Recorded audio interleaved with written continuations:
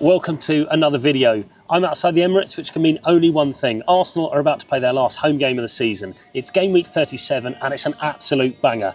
Join me on a lap of the stadium as we preview Arsenal against Newcastle and find out which team is going to finish second in the Premier League.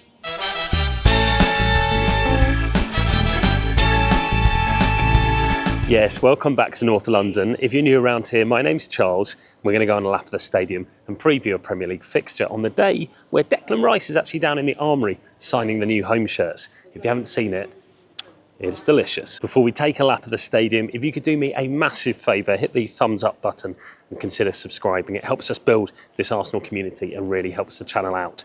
But let's get into it, game week 37. So I'm not sure how we find ourselves here, but it's a straight up shootout for who finishes second on Sunday. Arsenal have somehow let it slip a little bit. Now, the last game of the season in the Emirates, certainly at our ground, the players will come out and do a celebratory lap with their friends, their family, say thank you to the fans, and it's a chance for the fans to give something back for the team and what they've done this season.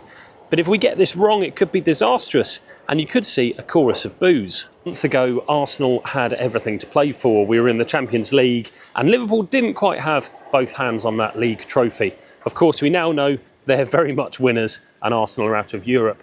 But in between, in this last month, it's been a little bit iffy.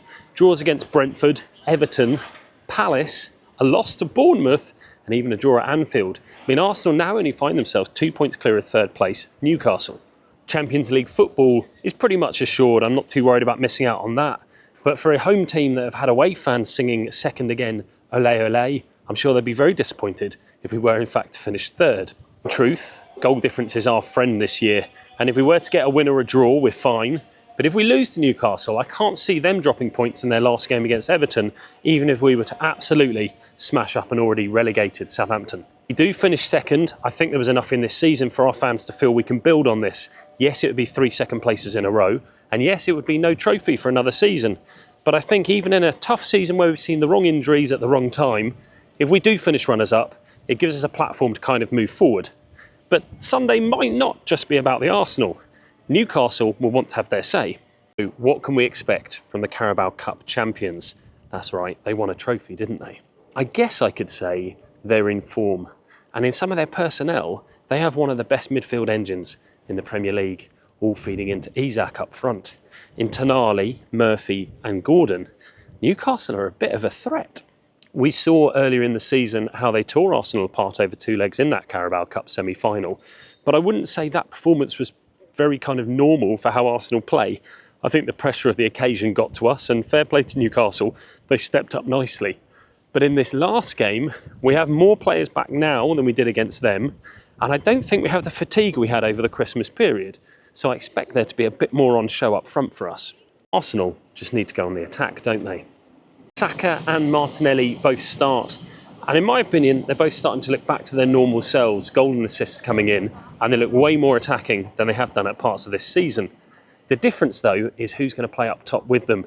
Mikel Merino is suspended for a bit of a silly yellow card against Liverpool, meaning he's out for this one game. So I guess Trossard is probably the one to start up top, but he took a slight knock in our last outing, although he was back in training. There is one player we have been missing a lot. In fact, 2 players we've been missing. One is Gabriel Jesus, and the other one is Kai Havertz. But in an open training session earlier in the week, we saw the German back in full training. I just wonder if this game might come a little bit too soon for him, especially given his spicy past against Newcastle. Was it a 2-footed challenge? Injuries have absolutely killed us. But there's one player that's still not getting minutes, even when others are out. And that is the youngster, Ethan Nwaneri. It's going to start to grate on fans how little game time he's had, especially in some of the bigger games. He didn't come on against Madrid, he didn't come on against PSG, and I think for some fans, when they see the ball not going in the net, it's all about how you integrate him into this attack so that it scores goals. Let's step back a second, let's not just worry about Sunday. What's gone well this season? What's actually working for us right now? Earlier this week, we saw the nominees for the Young PFA Player of the Year. Saliba featured in there, although surely he's both far too old and experienced for this kind of trophy. But one player that was missing was young Miles Lewis-Skelly, the absolute revelation here that everybody is obsessed with. The teenager's played 37 times for us this season and also got 2 England caps. He is the definition of a breakout star.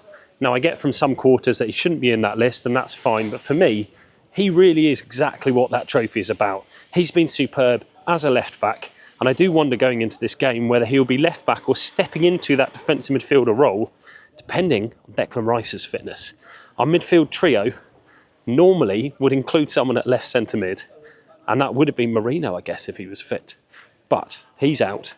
Miles Lewis-Skelly is either left back or centre mid, but he'll be in there. What a revelation for us this season. Another player that stepped up to the call when the opportunity arose was Kivior. So Kivior has come in since Gabriel's been injured, and in truth, he's been a great player. I'd give him a 7 out of 10, which for a backup option is very solid. I'd put him in the good category. He's certainly made himself way more appealing to someone who might want to buy him, but if not, he's a great squad player, and I expect a good showing from him at the weekend, in tandem with Saliba.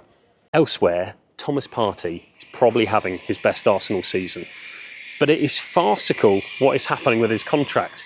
He's 2 months away from leaving us on a free, and I just don't know where the club intend to land with this one. On the pitch, a fantastic footballer. Off the pitch, the rumours are starting to get a bit heavy, and you have to think this has played a part in him not getting an extension a little bit earlier. He says he wants to play. Arteta's been very coy in saying things are progressing. But this could be his last audition to get that new contract, especially at a time where Jorginho probably won't play in what could be his last time at the Emirates this season, or in fact in his whole career. Personally, I'm not that anti binning off Partey, not because he's not a good player, but I'd rather bring in a way more young and physical player in his stead to play alongside Zubimendi or to share some minutes with Zubimendi if he is indeed on his way from Real Sociedad. And we have the man who scored against Liverpool, the man who scored against Real Madrid, Martinelli. He is back, he's back from injury. And I personally am a huge Martinelli fan. He has 80 goals and assists for us in 223 appearances. I think that's great for a 23-year-old. He will be back, and he is a player that people are either very much behind or really want him gone and a replacement. People are wanting Nico Williams to come in or Rodrigo from Real Madrid. I personally think both of those aren't that realistic prospect, but I'd love to see Martinelli sign off this weekend with a big performance. It wouldn't surprise me if next season he was to score 10 or 15 goals in the league, which for me is exactly what you want out of your winger, alongside your number 9 getting maybe 20 plus goals. Arsenal have been a bit goal shy, but I think if Martinelli and Saka had a target man up front, it would make life a lot easier in terms of their assists. So where does this all leave us for Sunday? I'll give you a score prediction, as I do always on these videos. I think Arsenal will get the win. Surprise, surprise. I don't think I've ever predicted them not to get a win. However, I think Newcastle, good as they've been, aren't going to have the same clout they had in that Carabao Cup semi. I think they will be stretched as a squad, and for Arsenal, they know it's one last hurrah. We've beaten some massive teams at the Emirates Stadium, and I think Newcastle will be one of them. I don't think they have the hoodoo, and therefore I'm predicting it to be Arsenal 2, Newcastle 1. Isak's scoring, obviously, isn't he? The fans will be out in force, and actually, as a season ticket holder, I'd love to thank the other 65,000 of you that have been in that stadium, and also everyone watching from home or coming from the occasional game. The fans have been phenomenal this year. We will always get people telling us it's a library or quiet, but for me personally, I'm very proud to be part of this movement at the moment. The fans will be out. I think they'll get behind the team very much, and I certainly look forward to Champions League football next season and another runners-up medal. My advice for anyone out there, if you had to take stick from fans that didn't finish second, tell them where to go. And if you had to take stick from Liverpool fans, you know they should know better. They didn't win the league for a very long time. They are recent comers to this Premier League trophy stuff. And finally, if you've enjoyed this video, why not click on one of the other ones linked here? I think you'll enjoy it. And for the last time this season, wherever you are this weekend, enjoy your football, be good humans, do good things. Peace.